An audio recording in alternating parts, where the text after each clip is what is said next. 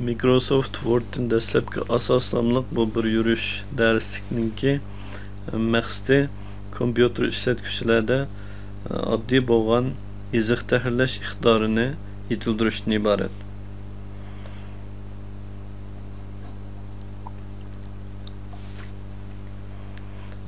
Men sin darslik ishlashni niyat qilgandan boshlab bundaq bir izoh tahrirlash haqida darslik ishlashni o'ylab boqmagan. Başta men asosan programmalashga oid darsliklarni tuzaman deb o'ylagan. Ammo bu xil izoh tahrirlashga munosabatli darslikni tuzishga sabab bo'lgan bir qancha ish bor. Buning birisi atrofimdagi nurg'un kishilarningki kompyuterda izoh tahrirlanmasligi. Yana bu kompyuter ishlatishda izoh tahrirlash eng oddiy asos uqum hisoblanadi. Bunu bilmaslik amaliyotda kompyuter savodsizligi deb ataladi. Yana birga nurg'un oliy maktabni bitirgan o'quvchilarmi butun oliy maktab jarayonida kompyuter darsini o'qiydi, kompyuter mashg'ulot qildi, lekin normal o'zining ehtiyojini chiqidek bir qancha bet yoziqni tahrirlanmasligi. Uningdan boshqa mening xizmatim jarayonida nurg'un xizmatdoshlarim o'zining Word qildigan ishlarda oddiy ba'zi mashg'ulotlarni qilolmay davomliqdek meni avora qildi. Men nurg'un vaqtimni chiqarib o'zimning ishlarini tashlab qo'yib ularga yordamlashga majbur bo'laman. Hamda mushularmi mening bu darslikni tuzishimga sabab bo'ldi. Hamda bu darslikninki yetmoqchi bo'lgan nishoni eng oddiy mashg'ulot bilan izoh tahrirlash mashg'ulotlarini o'rganish. Yani men bu yerda amal va eng oson usul bilan yetmoqchi bo'lgan nishonga yetmoqchi. Ondan bu darslikninki har bir bo'lagi amal va nihoyat qisqa bo'ldi. Yani men eng qisqa vaqtda ma'lum bir iqtidor yoki mazmunni bildirishga tirishaman. Yana birisi lozim bo'lgan yerlarni bir ko'ribla tushuna oladigan bo'lish maqsadiga yetmoqchi. Yani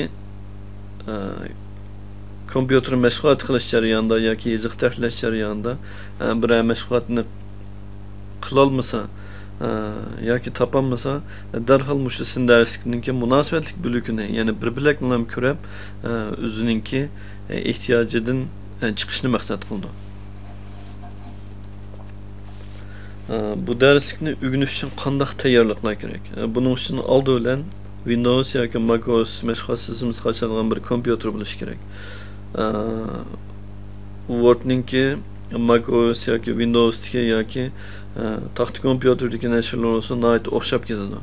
Men bu yerda Windows'ni asos qilib turib so'zlayman. Ondan Microsoft Word 2000 yoki 2013 yumshoqda qachongan bo'lishi kerak, ya'ni mush kompyuterga. Yana kompyuterdan belgilik mashg'ulot saviyasi bo'lishi kerak. Ya'ni o'rganguvchininki belgilik kompyuter mashg'ulot saviyasi bo'lishi kerak.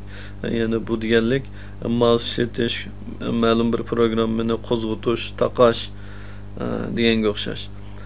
Ondan kompyuterdagi bir qism atalg'i uqumlarni cho'qim bilish kerak. Yani men ders so'zlaganda nurg'un atalg'i ismlarni atayman. Buni damaliqda tushunib kompyuterni topa oladigan bo'lish kerak. Masalan, ko'znak, tizimlik, knopka, tekst ramkasi, vazifa stoni deganga o'xshash. Uningdan boshqa o'rganguvchininki belgili kompyuter xat kirgizish iqtidori bo'lishi kerak. Mayli qaysi xil til bo'lmasin, xat kirgizib boqqan yoki kirgiza oladigan bo'lishi kerak. Yani knopka taqsini ishlatish, yani knopka taqsini xat kirgizish. Undan boshqa Uyg'urcha harflarning knopka taqsiga joylashishini bilish kerak.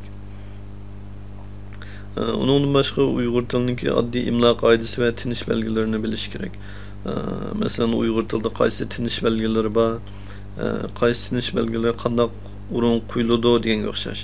Masalan, chiket, pash, undash, qo'sh chiket, ko'p chiket deganga o'xshash.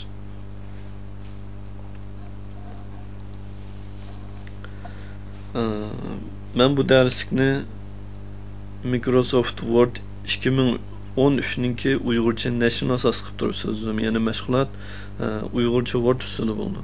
Hamda bunday qilishning tuvandagidek bir qancha sababi bor. Birisi, men darslikni Uyg'ur so'zlayman. Darslikni Uyg'ur so'zlagan ekanman, cho'qim buningdagi atalg'u, nurg'un ism qatorliqlar Uyg'urcha bo'ldi.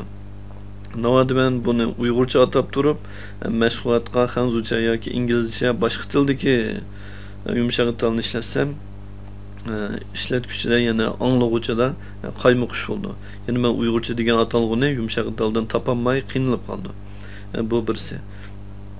Yana birisi, hozir nurg'un Uyg'urcha yumshoq tillar bor. Masalan, mashg'ulot sistemasi, ishxona avtomatlashtirish yumshoq tili, başka qo'llanishlar yumshoq til deganga o'xshash. Hamda mushlarni qo'llash va tashviq qilish. Bu yumshoq tillarning bundan keyingi taraqqiyot uchun foydali. Uchinchisi, ona tilimizningki taraqqiyoti va ona tilimizni qo'g'dash. Ya'ni ona tilimizningki, ya'ni Uyg'ur tilininki uchur texnikasida normal qo'llanishga va ishlatishga erisha oladiganligini isbotlash uchun bu darslikni Uyg'ur so'zladim va yumshoq tilg'imi Uyg'urcha yumshoq til ishlatdim. Endi bu darslik tor orqali tarqatildi. Bu darslikni men qarorlik holda yana so'zning bo'lgan qismini tadrijiy to'g'ri yo'llab turaman. Ondan bu darslik butunlay haqsiz. Yani buni setishga yoki savdo xarakterida ishlatishga bo'lmaydi. Lekin boshqalarga ko'chirib bersa tarqasi bo'ldi. Bu darslikninki tarqitish adresi meningki shaxsiy blogimda bo'ldi. Yani blogning adresi www.alierkin.com